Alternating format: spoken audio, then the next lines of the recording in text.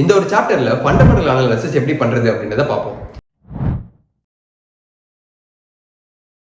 இந்த வீடியோல எப்படி ஒரு ரைட் ஸ்டாக்கை பிக் பண்றது, ஒரு ஸ்டாக்கை பிக் பண்றதுக்கு முன்னாடி என்னென்ன மாதிரியான விஷயங்கள்லாம் நம்ம பார்க்கணும் அப்படின்றத பார்க்கலாம். ஒரு நல்ல ஸ்டாக்கை கண்டுபிடிச்சு அதுல 5 to 10 years இன்வெஸ்ட் பண்ணணும் அப்படின்னு சொல்லிட்டு பல பேருக்கு ஆசை இருக்கும். ஆனா அந்த நல்ல ஸ்டாக்கை பிக் பண்றதுக்கு முன்னாடி நீங்க என்ன பண்ணணும் அப்படின்னு சொல்லி பாத்தீங்கன்னா, ஃபர்ஸ்ட் ஸ்டெப்பா understand your financial goals and risk tolerance. Financial or investment கோல்ஸ்னா என்ன அப்படின்னு பார்த்தீங்கன்னா, ஸ்டாக் மார்க்கெட்டுக்கு நீங்க எதுக்கு இன்வெஸ்ட் பண்ண வரீங்க, அதாவது நீங்க ஷார்ட் டேர்ம்ல இன்வெஸ்ட் பண்ணி பணம் பண்ணணும்னு நினைக்கிறீங்களா, இல்ல அப்படின்னா லாங் டேர்ம்ல லைக் ரிட்டையர்மெண்ட், வெல்த் கிரியேஷன் இந்த மாதிரியான விஷயத்துக்கு நீங்க ஸ்டாக் மார்க்கெட்டுக்கு வரீங்களா அப்படின்றத ஃபர்ஸ்ட் உங்களோட ஃபினான்ஷியல் கோல் ஆர் இன்வெஸ்ட்மெண்ட் கோலை ஐடென்டிஃபை பண்ணுங்க. ரெண்டாவது ரிஸ்க் டாலரன்ஸ். ஸ்டாக் மார்க்கெட்டில் இருக்கக்கூடிய எல்லா ஸ்டாக்லையுமே ஒரு தனிநபர் இன்வெஸ்ட் பண்ணலாமா அப்படின்னு கேட்டீங்கன்னா தாராளமாக இன்வெஸ்ட் பண்ணலாம். ஆனால் உங்களோட ரிஸ்க் டாலரன்ஸ் என்ன, அதாவது நீங்க அந்த ஸ்டாக்ல ரிஸ்க் எடுக்க தயாரா இருக்கீங்களா இல்லையா அப்படின்றத தெரிஞ்சுட்டு இன்வெஸ்ட் பண்றது ரொம்பவே நல்லது. உதாரணத்துக்கு டிசிஎஸ், இன்ஃபோசிஸ், ஹெச்சிஎல் இந்த மாதிரியான கம்பெனிலாம் பார்த்தீங்கன்னா லார்ஜ் கேப் ஸ்டாக்னு சொல்லுவாங்க. இந்த லார்ஜ் கேப் ஸ்டாக்ல ஒரு விதமான ஸ்டெபிலிட்டி இருக்கும், அதாவது உங்களோட பணத்தை நீங்க இழக்கவே மாட்டீங்க அப்படின்ற மாதிரி சொல்லலாம். ஆனால் இதே மிட் கேப்லையும் ஸ்மால் கேப்லையும் கண்டிப்பாக 30 to 50% அளவுக்கு அந்த ஸ்டாக் ட்ராப் ஆகிறதுக்கு வாய்ப்பு இருக்கு. இதனால ஹை க்ரோத் ஸ்டாக்ல நீங்க இன்வெஸ்ட் பண்றீங்கன்னா கண்டிப்பா அதுல ஹை ரிஸ்க் இருக்கு அப்படின்றத புரிஞ்சுக்கோங்க. இதுவே மார்க்கெட் கேபிடலைசேஷன் அதிகமா இருக்கக்கூடிய ஸ்டாக்ல இன்வெஸ்ட் பண்ணீங்கன்னா அதுல ஒரு ஸ்டெபிலிட்டி கிடைக்கும். ஸோ ஸ்டாக் மார்க்கெட்ல நல்ல ஸ்டாக்கை பிக் பண்றதுக்கு முன்னாடி ஃபர்ஸ்ட் உங்களோட ஃபினான்ஷியல் கோல்ஸ் என்ன, ஸ்டாக் மார்க்கெட்டுக்கு எதுக்காக இன்வெஸ்ட் பண்ண வரீங்க அப்படின்றத ஐடென்டிஃபை பண்ணுங்க. ரெண்டாவது உங்களோட ரிஸ்க் டாலரன்ஸ் என்ன, ஸ்டாக் மார்க்கெட்ல நீங்க இன்வெஸ்ட் பண்ணக்கூடிய ஸ்டாக் 50% கூட டிராப் ஆனா பரவாயில்லையா அப்படின்றத யோசிச்சுட்டு அப்படி இருந்தா மட்டுமே நீங்க ஹை க்ரோத் ஸ்டாக்ல இன்வெஸ்ட் பண்ணணும். இல்லைன்னா ஓரளவுக்கு ஸ்டெபிலிட்டியான ஸ்டாக்ல இன்வெஸ்ட் பண்றது ரொம்பவே நல்லது. ரெண்டாவது அண்டர்ஸ்டாண்ட் தி பிசினஸ். எந்த ஒரு ஸ்டாக்கை நீங்க எடுத்தாலுமே சரி, அதுக்கு பின்னாடி உயிர் உள்ள மனிதர்கள் வேலை பார்த்துட்டு இருக்காங்க. அதனாலதான் அந்த ஸ்டாக்ல பாத்தீங்கன்னா asset, liabilities, profitable ratios, business ratios இந்த மாதிரியான பல விஷயங்கள் இருக்கு. நீங்க இன்வெஸ்ட் பண்ண போற ஸ்டாக்கை வெறும் ஸ்கிரிப்ட் நேமா மட்டும் பாக்குறீங்க, அதாவது நெட்வொர்க் டெக்னாலஜிஸ், அதுக்கு பின்னாடி என்ன நடக்குதுன்னு எனக்கு தெரியாது. கெய்ன்ஸ் டெக்னாலஜிஸ் அப்படின்னு சொல்லும்போது அதுக்கு பின்னாடி என்ன இருக்குன்னு எனக்கு தெரியாது. யாரோ ஒரு யூடியூபரோ இல்ல யாரோ ஒருத்தர் நம்பி அந்த ஒரு ஸ்டாக்ல கண்ணை மூடிட்டு இன்வெஸ்ட் பண்ணீங்கன்னா அதை விட ஒரு முட்டாள்தனம் இருக்கவே முடியாது.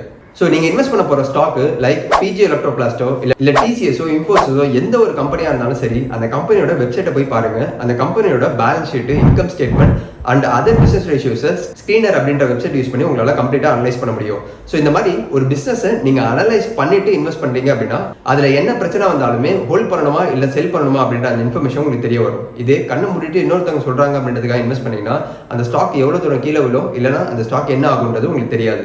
ஸோ இதனால ரெண்டாவது நீங்க பண்ண வேண்டியது, நீங்க எந்த ஒரு ஸ்டாக்ல இன்வெஸ்ட் பண்ண போறதா இருந்தாலும் சரி, அந்த ஸ்டாக்கு பின்னாடி இருக்கக்கூடிய பிசினஸ் என்ன, அவங்களோட ஃபண்டமெண்டல்ஸ் எப்படி இருக்கு, அந்த ரேஷியோஸ் தான் எப்படி இருக்குன்றதை செக் பண்ணிட்டு இன்வெஸ்ட் பண்றது ரொம்பவே நல்லது. மூணாவது ஃபினான்ஷியல் ரேஷியோஸ். நீங்க எந்த ஒரு ஸ்டாக் இன்வெஸ்ட் பண்ண போறதா இருந்தாலும் சரி, பேசிக்கா market capitalization, PE, earnings per share, ROCE, ROE, dividend yield, face value இந்த மாதிரியான பேசிக் பேராமீட்டர்ஸை செக் பண்ணிட்டு இன்வெஸ்ட் பண்ணுங்க.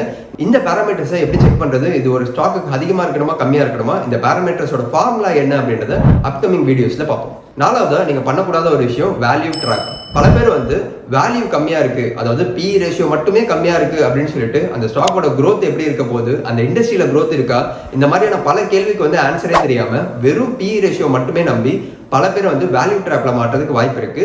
நீங்க வேல்யூ இன்வெஸ்டரா இருந்தீங்க அப்படின்னா ஒரு வேல்யூ ட்ராப் இருக்கக்கூடிய ஸ்டாக்ல தயவுசெய்து போய் மாட்டிக்காதீங்க. ஸோ நீங்க வேல்யூ இன்வெஸ்டரா இருந்தீங்கன்னா PE ரேஷியோவை தாண்டி அந்த ஸ்டாக் செக்டருக்கு நல்ல ஒரு growth பொட்டன்ஷியல் இருக்கா அப்படின்றத செக் பண்ணிட்டு இன்வெஸ்ட் பண்ணுங்க. அஞ்சாவது நீங்க பண்ணக்கூடாத ஒரு மிஸ்டேக், அவாய்ட் சேசிங் ஹை ஈல்ட்ஸ். பல பேர் ஸ்டாக் மார்க்கெட்ல நான் ஹை டிவிடெண்ட் எடுக்கணும் அப்படின்னு சொல்லிட்டு ஹை டிவிடெண்ட் ஈல்டு கொடுக்கக்கூடிய ஸ்டாக்ஸ்லயே பார்த்து இன்வெஸ்ட் பண்ணுவாங்க. ஆனா அந்த ஸ்டாக்ல பெரிய லெவல்ல growth இருக்கா இல்லையான்னு சொல்லி செக் பண்ணாம இன்வெஸ்ட் பண்ணிடுவாங்க. இதனால என்ன நடக்கும் அப்படின்னு பாத்தீங்கன்னா, டவுன் த லைன் அந்த ஸ்டாக் பெரிய லெவல்ல பொட்டன்ஷியலா growth கொடுத்திருக்காது, வெறும் டிவிடெண்ட் மட்டும் கொடுத்திருக்கும்.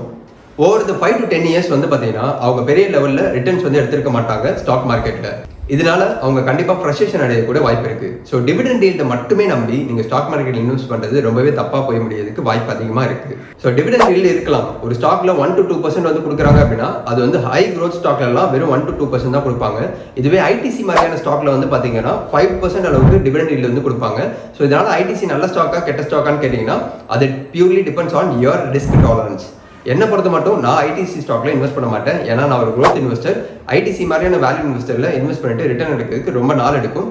பிளஸ் ஐடிசி மாதிரியான லார்ஜ் கேப் ஸ்டாக் பாத்தீங்கன்னா ஆல்மோஸ்ட் ஒரு ஸ்டாக்னன்ட் ஃபேஸ்க்கு போயிட்டு இருக்கு. டிமர்ஜருக்கு அப்புறமா இந்த ஸ்டாக் எப்படி இருக்கு அப்படின்றத செக் பண்ணிட்டு கூட நான் இன்வெஸ்ட் பண்ணலாமா இல்லைன்றது டிசைட் பண்ணிப்பேன். அகைன் நான் இப்போ டிஸ்கஸ் பண்ண ஐடிசியை எக்காரணத்துக்கு ரெக்கமெண்டேஷனாக எடுத்துக்காதீங்க, ஜஸ்ட் ஒரு எஜுகேஷன் பர்பஸ்க்காக சொல்லிட்டு இருக்கேன். ஆறாவதா நீங்க பார்க்க வேண்டிய முக்கியமான விஷயம், ஒரு ஸ்டாக்குக்கு மோட் இருக்கா அப்படின்ற மாதிரி பாருங்க. மோட் MOAT அப்படின்ற மாதிரி சொல்லுவாங்க. இதுக்கு என்ன அர்த்தம் அப்படின்னு பார்த்தீங்கன்னா, ஒரு இண்டஸ்ட்ரியில இருக்கக்கூடிய அந்த ஸ்டாக்கு மோட், அதாவது ஹை ஆப்ரேட்டிங் ப்ராஃபிட் மார்ஜின் இருக்கக்கூடிய ஒரு பிசினஸா இருந்தாங்கன்னா அந்த கம்பெனிக்கு வந்து பார்த்தீங்கன்னா டிமாண்ட் அதிகமா இருக்குன்னு அர்த்தம். உதாரணத்துக்கு நான் போட்டிருக்க இந்த ஷர்ட் வந்து பார்த்தீங்க அப்படின்னா ஒரு 1000 ரூபாய் அப்படின்ற மாதிரி வச்சுக்கோங்களேன்.